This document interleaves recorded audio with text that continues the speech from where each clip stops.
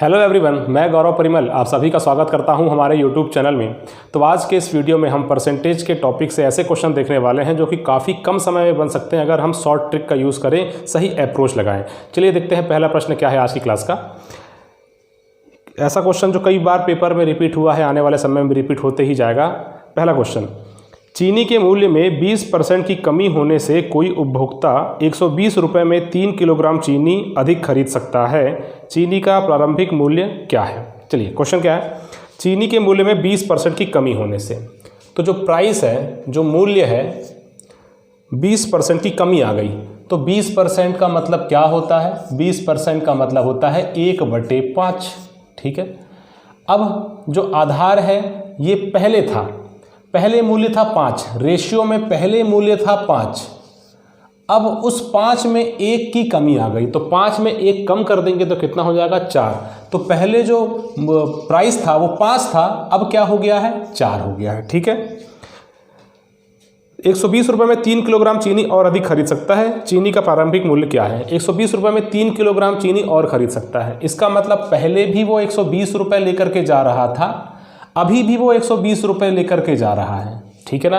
पैसे वो उतने ही खर्च कर रहा है। खर्च मतलब व्यय उतना ही है, खर्च में कोई परिवर्तन नहीं है। पहले भी वो 120 रुपये लेके मार्केट जाता था, अभी भी वो 120 रुपये ही लेकर जा रहा है। इसका मतलब क्या हुआ? यहाँ पर व्यय जो है वो अपरिवर्तित है, और जहाँ पर भी हमने देखा व्यय अपरिवर्तित, इसका मतलब हम सीधे सीधे क्या करेंगे, जो खपत होगी उसका जो रेशियो होगा उसको उल्टा कर देना है प्राइस के रेशियो के साथ। ऐसा कैसे होता है ये? तो हम जानते हैं कि अगर मूल्य और यहाँ खपत, इन दोनों का आपस में मल्टीप्लाई करेंगे तब हमारा होता है व्यय। जैसे कि हम मार्केट गए, 20 रुपये किलो कोई सामान हमने खरीदा, और कितना खरीदा? 2 kg। इसका मतलब क्या होगा? हमने 40 रुपये खर्च किए हैं। बस यही कॉन्सेप्ट है। अगर व्यय यहाँ पर कांस्टेंट हो जाता है, अगर व्यय यहाँ पर कांस्टेंट कर देता हूँ मैं, तब यहाँ से क्या होगा? मूल्य और खपत आपस में इन्वर्सली प्रोपोर्शनल का संबंध प्रदर्शित करेंगे, और यही तो कॉन्सेप्ट है इसको इन्वर्सली प्रोपोर्शनल उल्टा करके लिखने का। ठीक है। अब देखिए क्या है क्वेश्चन में कि 120 रुपये में 3 किलोग्राम चीनी अधिक खरीद सकता था।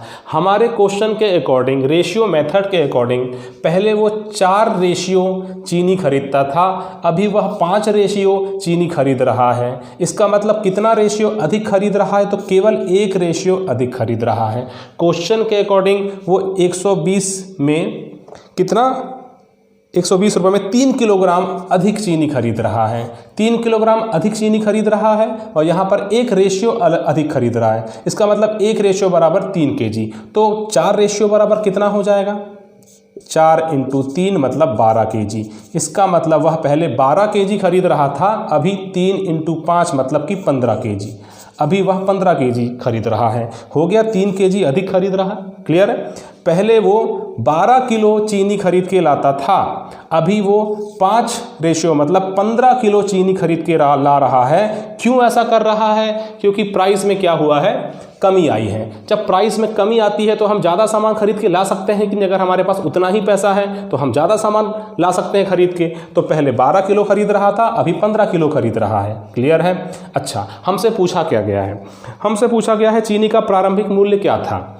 हम पहले पैसा लेके गए 120 रुपये, ठीक है, और 120 रुपये में हम 12 kg चीनी खरीद के ला रहे हैं। तो 120 रुपये में 12 kg, ठीक है। तो मूल्य निकाल सकते हैं हम, 10 रुपये पर kg, 10 रुपये पर kg, ये प्रारंभिक मूल्य है। अगर ये कहा जाता कि बताइए प्राइस के कम होने के पश्चात, प्राइस के कम होने के पश्चात भाव क्या था, हमने प्रारंभिक मूल्य तो बता दिए, हमने अंतिम मूल्य पूछा जाए, अभी का वर्तमान मूल्य क्या है, तो वर्तमान मूल्य कैसे निकालते हैं? 120 रुपये में अभी हम कितना ला पा रहे हैं? 15 kg ला पा रहे हैं। तो 120 रुपये में हम 15 kg ला पा रहे हैं सामान। तो अभी का प्राइस क्या हो गया? 8 रुपये पर kg, 8 रुपये पर kg। और देख लो क्वेश्चन पूरी तरीके से सेटिस्फाई होता है कि नहीं। पहले 10 रुपये पर kg था मूल्य, अभी 8 रुपये पर kg हो गया। इसका मतलब क्या हो गया? 2 पंचे 10, 2 चौके 8, पहले 5 रेशियो था अब 4 रेशियो है, पहले 5 रेशियो था अब 4 रेशियो है। ये हुआ कॉन्सेप्ट। क्वेश्चन को हम शॉर्ट ट्रिक अपनाते तो हैं, लेकिन उसके पीछे का लॉजिक क्या होता है वहाँ उसको पहले समझना जरूरी है, तब जाकर के आप शॉर्ट ट्रिक को अच्छे से पकड़ पाओगे। क्लियर है? चलिए अब आगे मैं नेक्स्ट क्वेश्चन देखता हूँ, यहीं पर हो जाएगा। चलिए पहला अच्छा दूसरा क्वेश्चन, यदि किसी वस्तु की कीमत में 20% की कमी तथा उसकी खपत में 20% की वृद्धि हो जाए तो उस वस्तु पर होने वाले व्यय में कितनी कमी अथवा वृद्धि होगी। देखिए तो प्राइस क्या हो रहा है यहाँ पर, 20% की कमी आ रही है। कमी आ रही है 20% का मतलब क्या होता है, 1/5, मतलब प्राइस 5 से 1 कम हो गया तो 4 हो गया। और खपत में 20% की वृद्धि, खपत क्या हो रहा है, 20% की वृद्धि, मतलब ये पहले 5 था अब 1 बढ़ रहा है तो अब 6 हो गया।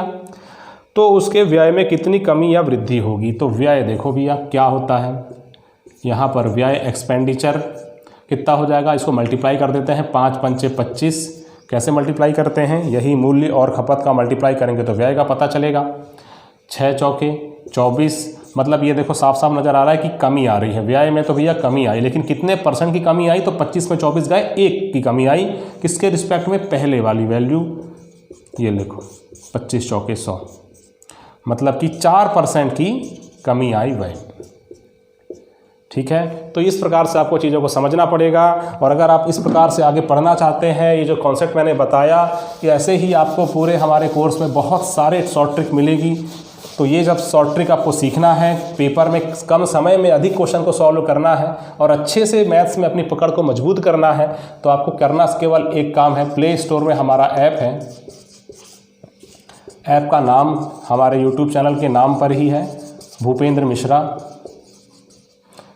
ऐप, और इसमें जो क्लास है मैथ्स एंड रीजनिंग की, इसको आप जाकर के परचेज़ कर सकते हैं। प्राइस वैसे तो 4099 है, लेकिन एक कूपन अप्लाई कर दीजिएगा हॉस्टल 30, तो प्राइस 30% कम हो जाएगा। सेम इंग्लिश की भी क्लास है, और इसके अलावा टॉपिक वाइज टेस्ट सीरीज़ है। आप टॉपिक वाइज टेस्ट सीरीज़ दीजिए, 170 रुपये में 17 टेस्ट मिलेंगे, एक टॉपिक के ही 30 प्रश्न मिलेंगे। फिर एक हाई लेवल की टेस्ट सीरीज़ है 99 रुपीज़ में 10 टेस्ट, जिसमें कि आपको कम्प्लीटली हर टॉपिक के मिक्स्ड अप क्वेश्चन मिलेंगे उच्चतम स्तर के। ठीक है, चलिए अब आगे बढ़ते हैं, अगला क्वेश्चन देखते हैं। इसी पर ऐसा ही एक और क्वेश्चन और देखते हैं। ये सारे के सारे क्वेश्चन पेपर में आने वाले क्वेश्चन है। ठीक है, यदि किसी उपभोक्ता वस्तु के मूल्य में 50% की वृद्धि हो जाए तो इसकी खपत में कितने भाग की कमी की जाए ताकि इसकी खपत में होने वाले व्यय पहले जितना ही बना रहे। देखो अभी जो मैंने क्वेश्चन बताया बिल्कुल वैसे ही है।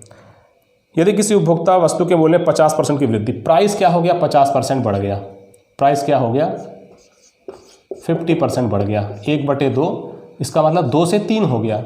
हम चाहते हैं कि खपत में कितने भाग की कमी की जाए ताकि इसका व्यय, इसके खपत पर होने वाले व्यय पहले जितना रहे, मतलब व्यय जो है उतना ही रहे, कोई परिवर्तित ना हो। तो यहाँ पर एक्सपेंडिचर कांस्टेंट अगर रखना है तो सिंपल सा काम करना पड़ेगा, 3 से 2 करना पड़ेगा, इसको उल्टा करना पड़ेगा, तो 1 कम करना पड़ेगा और प्रीवियस वैल्यू के रिस्पेक्ट में 1/3 बस। तो कितने भाग की कमी की जाए, 1/3 भाग की कमी की जाए। अगर परसेंट में पूछता तो परसेंट निकाल लेते, 33.33% की कमी की जाए। ठीक है ना, सिंपल सा क्वेश्चन। चलिए आगे बढ़ते हैं, नेक्स्ट क्वेश्चन क्या है।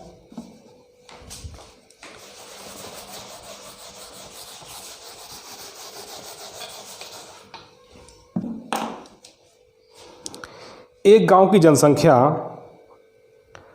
7500 है। यह पहले वर्ष 10% बढ़ जाती है, दूसरे वर्ष 20% घट जाती है तथा तीसरे वर्ष 30% बढ़ जाती है। 3 वर्ष पश्चात गांव की जनसंख्या क्या है। देखिए सक्सेसिव केस यहाँ भी लगेगा। पहले वर्ष 10% बढ़ गई, तो पहले वर्ष 10% का मतलब 1/10, ठीक है, 10 से 11 हो गई। दूसरे वर्ष 20% घट जाती है, तो 20% घट जाती है मतलब 1/5, 5 से 1 कम हो गई तो 4 हो गई। तथा तीसरे वर्ष फिर से 30% बढ़ जाती है, तो फिर से 30% बढ़ा दो, मतलब कितना हो जाएगा ये 30%, मतलब कि ये 30/100, 3/10, मतलब पहले 10 थी अब बढ़ जाती है तो 10 से 13 हो गई। ठीक है, चलो इसको आपस में मल्टीप्लाई कर लो। ऊपर में और हम अपना काम आसान कर सकते हैं। कैसे कर सकते हैं? देखो, इसको ऐसा काट देना। अगर इस लाइन के ऊपर है, इस लाइन के ऊपर है, तो आपस में इस लाइन को इस लाइन से हम डिवाइड कर सकते हैं, मतलब रेशियो में सॉल्व कर सकते हैं, काट सकते हैं। 2 दूनी 4, 2 पंचे 10, 2 एकम 2, 2 पंचे 10, 5 पंचे 25 पंचे 125, और यहाँ 13 गुणित 11, मतलब ये 1 11 से मल्टीप्लाई कर रहा हूँ तो 1 3 लिखूंगा और आपस में मल्टीप्लाई जोड़ दूंगा इसको, 143। तो पहले कितनी थी? 7500 थी, पहले थी 7500। ये जो पहले की जनसंख्या है और ये घटने बढ़ने के बाद 3 वर्षों के पश्चात की जनसंख्या है, लेकिन रेशियो में है। तो 125 रेशियो बराबर 7500, 125 रेशियो बराबर 7500 है। तो 25 पंचे 125, 25 तिया 75, ये 0, 5 छक्के 30, 1 रेशियो बराबर कितना आ गया? 60 आ गया। तो 3 वर्ष के पश्चात गांव की जनसंख्या, तो 143 गुणित 60, 1 रेशियो बराबर 60, तो 143 रेशियो बराबर 143 गुणित 60। 6 तिया 18 का 8 चला 1, 14 पंचे 70, 14 छक्के 84 और 1 85, 8580 इस क्वेश्चन का आंसर हो जाएगा। 6 तिया 18 का 8 चला 1, 6 चौके 24 25 का चला 1, 6 कम 6 और 2, अच्छा 8, ठीक है, सही है। तो इस प्रकार से क्वेश्चन में करना क्या पड़ता है? जहां पर जनसंख्या लगातार 2 वर्ष दिया, 4 वर्ष दिया, 5 वर्ष, कितना भी वर्ष दे, चलो 2 वर्ष तक आप कोई फार्मूला भी यूज़ कर लो, 3 वर्ष तक भी कर सकते हैं, लेकिन 4 5 में कहाँ फार्मूले के ऊपर डिपेंड हो सकते हैं हम। समय बचाना है तो इस प्रकार फटाफट सॉल्व करना सीखो, समय बचेगा, पेपर में वही समय काम आएगा दूसरे प्रश्नों को सॉल्व करने में, क्योंकि हर क्वेश्चन एक बार में देखने पर सॉल्व हो जाए ऐसा नहीं होता, सभी जानते हैं। चलिए आगे बढ़ते हैं। और हाँ, एक चीज़ और है, कुछ क्वेश्चन मैथ्स में 1-2 क्वेश्चन ऐसे भी मिल जाते हैं जो कि विलोपित होने वाले होते हैं, जिसमें गलती से 2 ऑप्शन सेम हो गया या तो ऑप्शन में ही नहीं है, तो हमको लगता है कि हम ही कोई गलती कर रहे हैं और उस क्वेश्चन में अटेम्प्ट लगातार करते रहते हैं। क्वेश्चन इजी होता है लेकिन आंसर कैसे नहीं मिल रहा करके वहाँ टाइम वेस्ट करते हैं। तो कॉन्फिडेंट रहिएगा, अगर आपने देखा क्वेश्चन सॉल्व करने के पश्चात कि आपको कैलकुलेशन बिल्कुल सही है, कॉन्सेप्ट आपने बिल्कुल सही लगाया है, लेकिन ऑप्शन में नहीं है, तो बिल्कुल आगे बढ़िए। एक क्वेश्चन में चिपक के बिल्कुल नहीं रहना है हमें, ठीक है। अगला क्वेश्चन है, एक व्यक्ति अपनी आय का 1/4 भाग खाने पर, 2/3 भाग घर के किराए पर और शेष जो कि 1260 रुपये है उसको दूसरी वस्तुओं पर खर्च करता है। उसके घर का किराया कितना है? आय का 1/4 भाग खाने पर, 1/4 भाग खाने पर,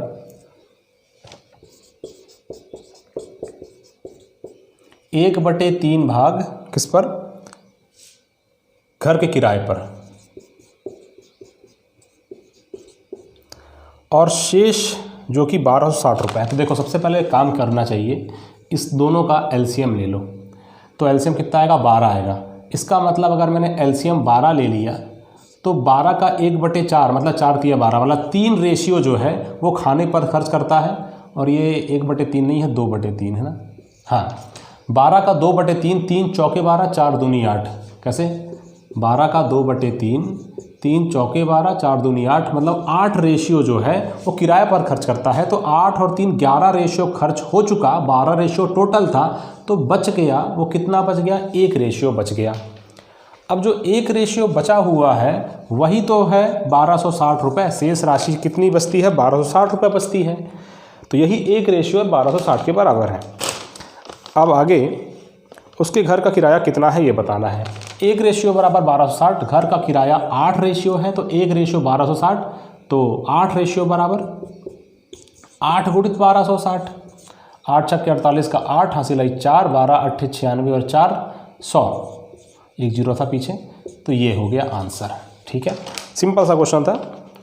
नेक्स्ट, एक व्यक्ति अपने वेतन का 20% दैनिक उपयोग की वस्तुओं पर तथा शेष का 15% मकान के किराए पर। शेष का वाला आ गया, मतलब सक्सेसिव केस कैसे लगाना है ध्यान से देखिएगा।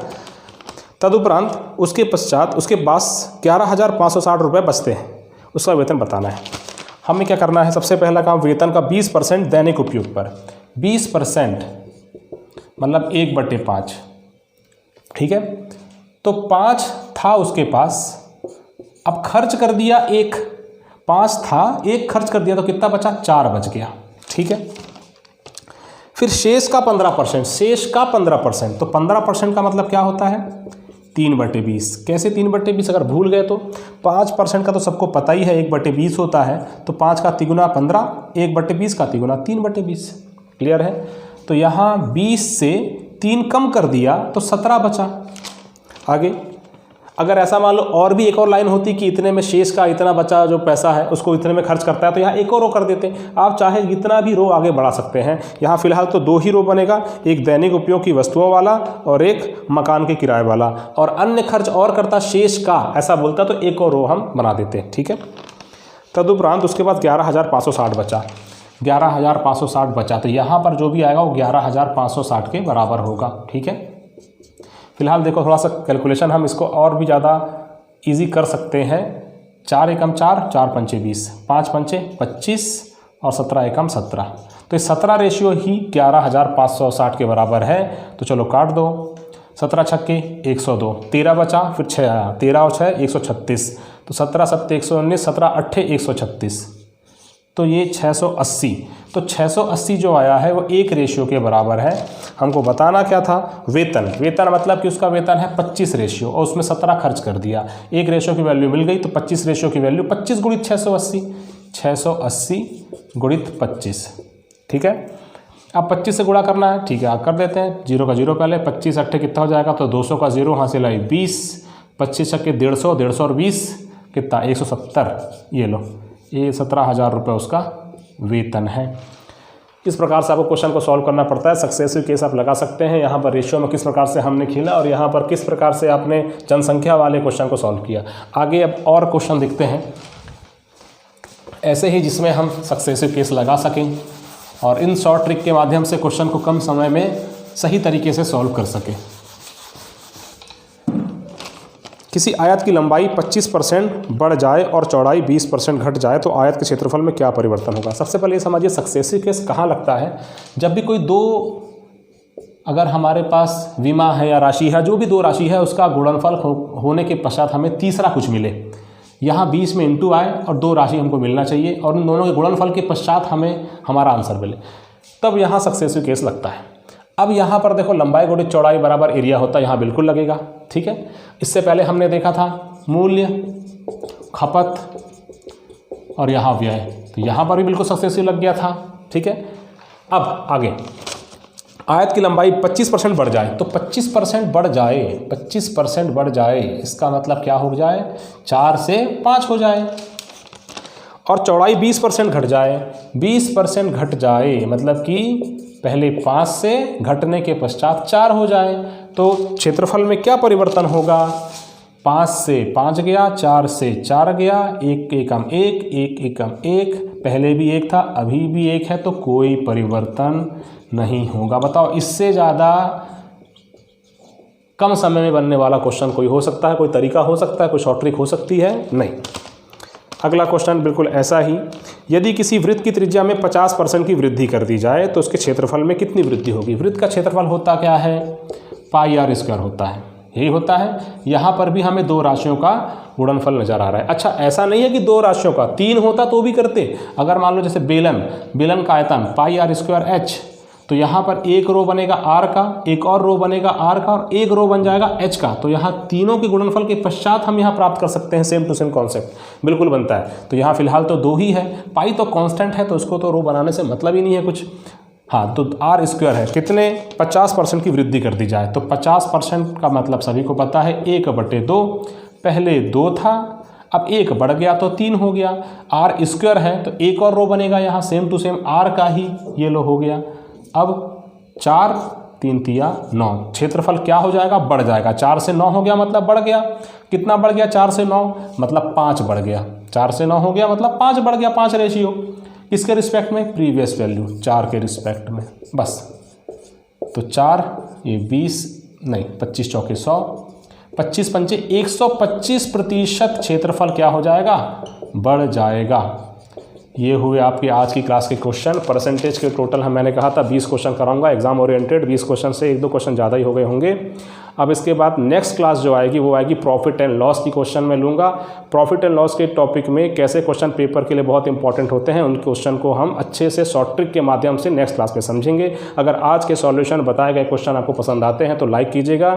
जो लोग चैनल से पहली बार जुड़ रहे हैं सब्सक्राइब कीजिएगा और इस वीडियो को शेयर कीजिएगा अपने दोस्तों के बीच। वीडियो को अंत तक देखने के लिए धन्यवाद आपका।